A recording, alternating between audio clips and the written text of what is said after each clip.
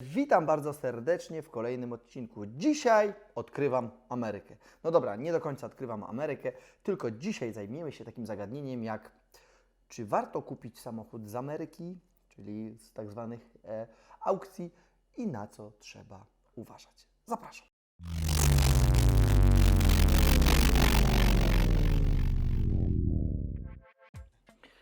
Jeżeli faktycznie chciałbyś kupić samochód z USA, czyli kupić na tak zwanej aukcji, to prawdopodobnie wśród Twoich znajomych jest ktoś, kto ma znajomego, który prawdopodobnie zajmuje się na co dzień sprowadzaniem takich aut z Ameryki. Najbardziej popularna, jak i używana przez wszystkich aukcja, strona aukcyjna jest Copart lub IA.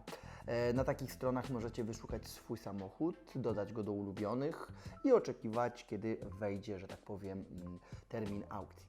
Ja zaraz pokażę Wam mniej więcej jedną ze stron i pokażę Wam, jak to mniej więcej czytać, ale prawdopodobnie większość z Was o tym wie, ale za chwilę o tym powiem i mniej więcej omówię Wam, jak to mniej więcej wygląda. Już mówiłem, wchodzimy na stronę IA.com. Oczywiście ja jestem zalogowany, każdy z Was może się zalogować, zarejestrować, dostać oczywiście pozwolenie do tego, żeby sobie coś tutaj przeglądać. Oczywiście mamy tutaj taki panel, szybka wyszukiwarka, możesz wpisać powiedzmy sobie, nie wiem, Porsche 911, Enter i poszło. No i oczywiście mamy tutaj stado, że tak powiem, samochodów. No i jeżeli interesuje nas jakiś wybrany model, wystarczy po prostu na niego kliknąć. Ja na przykład sobie kliknę tutaj w pierwszy lepszy model i za chwilę opowiem Wam, jak to wygląda. Pokazuję Wam się samochód, który że tak powiem, na pierwszy rzut oka wygląda wspaniale, nie jest rozbity. Tutaj oczywiście mamy nazwę tego samochodu i tutaj jest podawany jest zwykle rok, ale ja Was uczulam na to, że najlepiej by było sprawdzić po winie, czy to jest faktycznie ten rok, bo czasami są zdjęcia tabliczek znamionowych i to jest właśnie pierwszy krok, na który musicie uważać, czyli tutaj od razu Was ostrzegam, że jeżeli to jest 6 rok, a po winie się okaże powiedzmy, nie wiem, 5, no to już wiadomo, że chcieliście coś, a nie dostaniecie tego, na co oczekiwaliście, czy też sobie zamówicie. Czasami jest tak, że jest zrobiona tabliczka z winem, więc od razu wiadomo, a tutaj akurat nie ma. Idziemy dalej. Przeglądając sobie tą stronę, oglądamy, samochód nam pasuje, możemy dodać to do obserwowanych, więc za chwilę Wam pokażę, gdzie się to potem znajduje, te swoje obserwowane. Tutaj mamy Prebit i BitLife. Prebit oznacza to, że już jest położone $11 225 i operator, czyli tak jak już wcześniej mówiłem, każdy z nas powiedzmy ma kogoś, kto zajmuje się tym na co dzień i żyje z tego, więc jakby on ma możliwość wejść tutaj, ustawić powiedzmy tak zwany automat, który będzie automatycznie podbijał do danej sumy.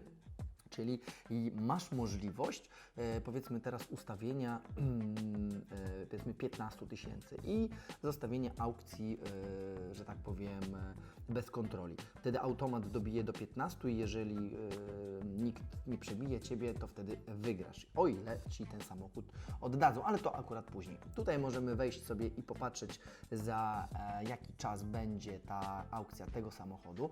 Jeżeli chodzi o zlokalizowanie aukcji, tutaj masz numer stok, który jest podany, a tutaj masz #28. Te wszystkie cyfry są po to, żeby zlokalizować swoją aukcję.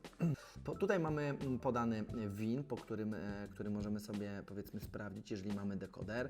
No i tutaj reszta informacji z tej strony. Silnik 3,6 litra, akurat ten model faktycznie miał 3,6 litra wolnossący, 6-cylindrowy boxer w automatycznej skrzyni. Czasami tutaj piszą automatyk, a jest manual, więc też musicie zwrócić uwagę. No oczywiście oczywiście tył, napęd, kolor i jakieś tam radio. Tutaj jest opis kolizji, że tu jest uderzenie, no i oczywiście samochód uruchamia się, jest palący, czyli jest jeżdżący tak zwany, więc jakby tutaj tego już nie będę musiał Wam tego, nie będę tego tłumaczył. No i oczywiście oglądamy sobie ten samochód z różnych stron, możemy sobie tutaj skorzystać z tak zwanego przybliżenia, zdjęcie jest w HD, więc możemy sobie troszeczkę pooglądać na tyle z bliska, żeby zinterpretować szkody i jakby starać się ocenić wartość naszego przyszłego może pojazdu. Tutaj po prawej stronie mamy takie informacje i zwykle tutaj mamy tytuł i tutaj też jakby trzeba patrzeć na to i na to trzeba uważać, bo tu jeżeli będziecie mieli tytuł, gdzie interpretacja tego tytułu będzie taka, że nie będziecie mogli zarejestrować, nie ma papierów i jest całkowita szkoda, więc będzie problem z zarejestrowaniem. Pamiętajcie, kolejna sprawa, unikajcie samochodów, które są całe i mają status flood, czyli zatopione po powodzi itd., itd. Jest teraz problem z zarejestrowaniem tych, a żeby wyczyścić sobie ten tytuł, naprawdę nie warto i nie ma co kombinować, bo i tak się można to namierzyć i zweryfikować. Porsche, o którym mówiłem, zostało wylicytowane za $15,000. Więc różnica pomiędzy tym, co tu widzicie, a tym finalną ceną jest trochę duża, więc jakby się nie sugerujcie, że tylko tyle, więc sobie kliknę, wygram itd., itd. Nie, jest bardzo czasami duża różnica i to, co tutaj widzimy, w ogóle nie ma się jak z tym, co jest na końcu w aukcji. To jak widzicie, wygląda to w ten sposób. Pamiętajcie, żeby wylewać na siebie kubeł zimnej wody. Ja powiem Wam, że działa to trochę jak taki mały uzależniacz.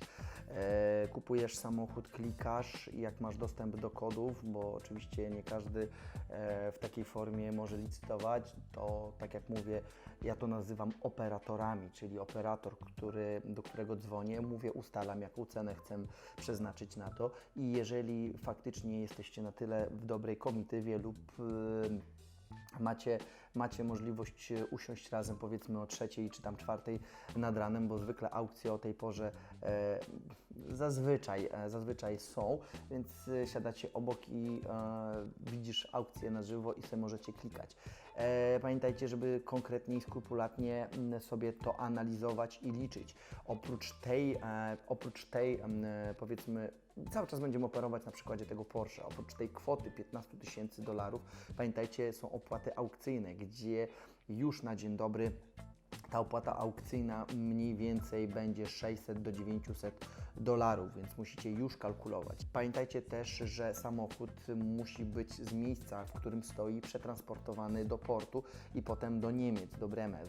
Zwykle tam samochody lądują i to kosztuje około $1,500 do $1,700, a czasami do $2,000, a nawet i więcej, w zależności w którym regionie samochód się znajduje.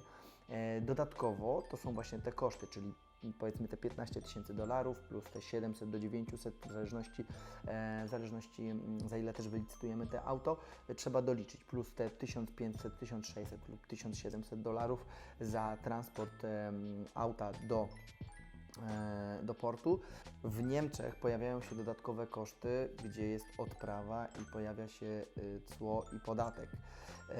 Kwoty są już ustalane z operatorem i się na ten temat nie wypowiem, gdyż różnie to bywa.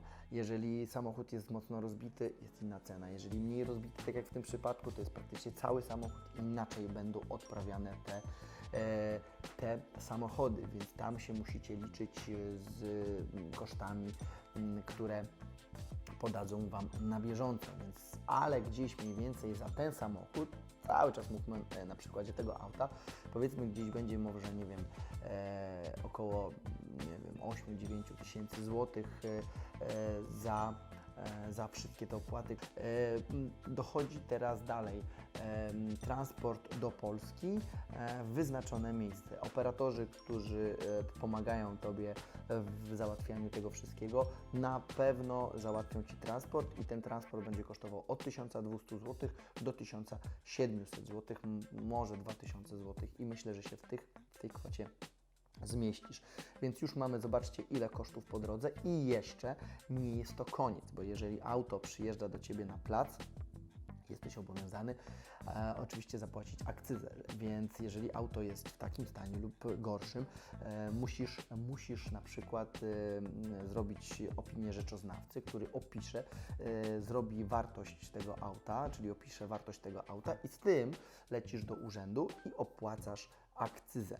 Potem tak naprawdę możesz zająć się naprawą. Akcyza za ten samochód, już Wam mówię, będzie większa, wysoka, to będzie tam, bo to jest ponad 2 litry, więc będzie tam chyba 18% od wartości, która zostanie przedstawiona przez rzeczoznawcę, który wyliczy Ci dokładnie, ile mniej więcej na dzień dzisiejszy jest ten samochód wart i też to skonsultujesz w Urzędzie Skarbowym, w Urzędzie Celnym, chociaż teraz w Urzędzie Skarbowym, tak, ja chodzę do Urzędu Skarbowego i to sobie tam już będziesz musiał opłacić. Myślę, że tu za tą kwotę też będzie gdzieś, za ten samochód będzie trzeba zapłacić gdzieś w granicach 8-9 tysięcy złotych, ale to tak naprawdę z operatorem możesz ustalić i możesz jeszcze sobie tam, że tak powiem, sprawdzić dokładnie, jak już samochód będzie na miejscu. Więc mamy kwotę 15 tysięcy plus opłaty 700, plus $1500, powiedzmy 1600, plus około 1800-2000 euro, przepraszam, w Niemczech, transport 1300-1500 i samochód przyjeżdża do Ciebie na plac. Akcyza 8-9 tysięcy i wszystko to sumujesz. I wtedy zaczynasz naprawiać samochód i wtedy zaczynasz kalkulować, już wtedy musisz wiedzieć, ile mniej więcej wydasz na naprawę tego auta i przewidzieć. I się powiedzmy zmieścić tam w widełkach, nie wiem, pi razy oko, nie wiem, tam powiedzmy, nie wiem, 10, 20, 30, 40 tysięcy i wtedy sobie sumujesz to wszystko mniej więcej, zakładasz, że przestrzelisz 10%, a czasami może i więcej i summa summarum Ci wychodzi. I wtedy, jeżeli ten samochód na gotowo wyjdzie Ci okazyjnie, to wygrałeś, jeżeli nie będzie żadnych faili. Jeżeli samochód przyjedzie, powiedzmy cały, a się okaże, że jest z uszkodzonym silnikiem i Ty o tym nie wiedziałeś i nie zakładałeś, no to masz, że tak powiem, minus. Jeżeli faktycznie samochód przyjedzie cały, zdrowy i tylko to, co widziałeś na zdjęciach dostaniesz, czyli to, co sobie sam zadeklarowałeś i zamierzałeś kupić, no to wojna, że tak powiem, wygrana. Zwykle tak naprawdę musicie też uważać na tak zwane podszykuwy, bo nie tylko w Polsce, ale i tam też są ludzie, którzy też są nieuczciwi. Oddają, powiedzmy, jest takie, podam Wam przykład, jest tak, że samochód został najpierw wystawiony, rozbity i wystawiony tam w Ameryce. Ktoś tam kupuje, powiedzmy, nie wiem, za $6000, nie wiem, kupuje maskę, dołoży jakiś zderzak, dołoży lampę, przykryje te wszystkie drastyczne uderzenia i wystawia jeszcze raz. Jeżeli powiedzmy nie masz takiego kogoś, tak zwanego operatora, ja to nazwę operatorem, który śledzi strasznie i w kolokwialny sposób mówiąc przeczesuje ten internet w poszukiwaniu różnych samochodów, to on wie, że taki samochód się kiedyś pojawił z większym uderzeniem i tutaj właśnie ten mój operator 2 razy mnie ostrzegł od zakupu właśnie takiej tak zwanej podszykuwy, więc musicie być czujni i uważni. Naprawdę przy takich zakupach, gdzie wydajecie swoje ciężko zarobione pieniądze, warto po prostu dwa razy zapytać, dwa razy sprawdzić, a sprawdzić też możecie wykupując tak zwany ten Carfax, gdzie to kosztuje parę dolarów i będziecie wiedzieć i znać historię, bo nawet jak będziecie chcieli sprzedać ten samochód, to ktoś też może od Was poprosić o ten Carfax, więc dobrze by było to przedstawić, bo jesteście bardziej wiarygodni, prawda? Więc jakby tutaj musicie też o to zadbać. I tak jak mówię, musicie się ustrzegać tych tak zwanych podszykówek, bo ludzie też tam są nieuczciwi. Też nie dajcie się zwieść. Silnik pali, ale nie ma kluczyka. Wszystko jest ok i małe uderzenie. I to czasem może uśpić Waszą czujność, a czasami jest tak, że kończy się to tym, że kupujesz w super cenie, przyjeżdża, dorabiasz kluczyk lub kluczyk się w cudowny sposób znajduje, chcesz uruchomić silnik, a tam jest bam. I tam silnik jest zepsuty. nie nadający się do, powiedzmy, naprawy i trzeba wymienić silnik. I jest problem. I Ty myślałeś, że to było tylko te powierzchowne rozbicie takiego, powiedzmy, nie wiem, rozwalenie zderzaka czy lampy, a się okazuje, że tam leży coś uszkodzonego, jest uszkodzone więcej niż Ty sobie myślałeś. Więc tak naprawdę kupowanie samochodu z Ameryki jest trochę taka ruletka, kupowanie kota w worku. Mówię, uczulam Was, żebyście byli czujni i współpracowali z odpowiednimi ludźmi, którzy jakby nie są nastawieni na oczywiście chęć zysków tylko i wyłącznie, czy też dostania prowizji za sprowadzenie auta, bo to się czasami może skończyć. Ktoś Was może też podpuścić, żebyście kupowali i tak dalej, jest super i tak dalej, a w finalnym rozrachunku możecie się tylko dać podpuścić, żeby oczywiście z Twojego auta dostać prowizję. Więc jakby uczulam Was. Ja się będę z Wami żegnał. Wpadajcie też na mój Instagram i na oczywiście grupę, na której możecie sobie kupić fajne koszulki od zera do drivera. No i oczywiście zachęcam wszystkich do subskrybowania i lajkowania, no i wciśnięcia tego małego dzwoneczka, który przypomni Wam o kolejnym filmie, a w kolejnym filmie będzie samochód, który kupiłem. Słuchajcie, jeszcze raz żegnam Was i widzimy się w kolejnym odcinku. Strzała, cześć!